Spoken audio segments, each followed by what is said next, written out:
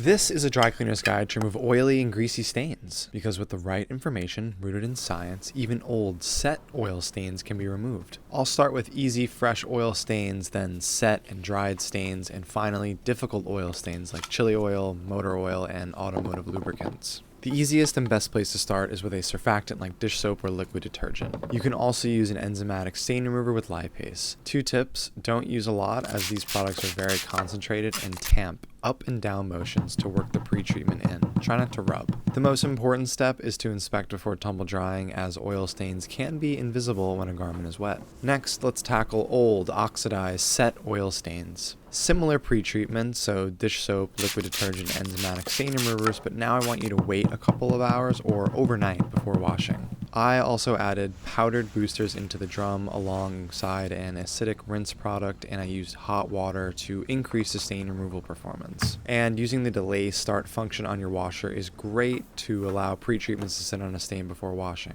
And last, let's go after really tough, colorful, greasy stains like chili oil, curry, red palm oil, automotive lubricant, and motor oil. These will improve marginally with the processes and products I previously showed you, so we need to use more powerful solutions. For example, non-water-based solvents. Common ones include Goo Gone, rubbing alcohol, Micellar water, and pine sol. One of these products may work great on certain oil stains, while others may be useless. In this case, Micellar water was the secret for the red automotive lubricant. After pre-treating these tough stains, they improved quite a bit, and in my opinion, all of the oil has been removed, however the color from the stains remain. To fix this, we have 2 options: spray on 3% hydrogen peroxide or soak in hot water and powdered oxygen bleach. Because they're quite tough, I'll opt for the soaking method. After soaking overnight, we're almost at 100%, but the pesky automotive lubricant is being stubborn. Now is a great lesson in risk versus reward. I'll use 15% hydrogen peroxide, but now we're likely damaging the fabric. Stain removal is a balancing act of risk and reward. If you get too aggressive, you can cause permanent damage to a garment. Luckily, the high percentage hydrogen peroxide fixed it, and I removed all 15 stains from my swatches.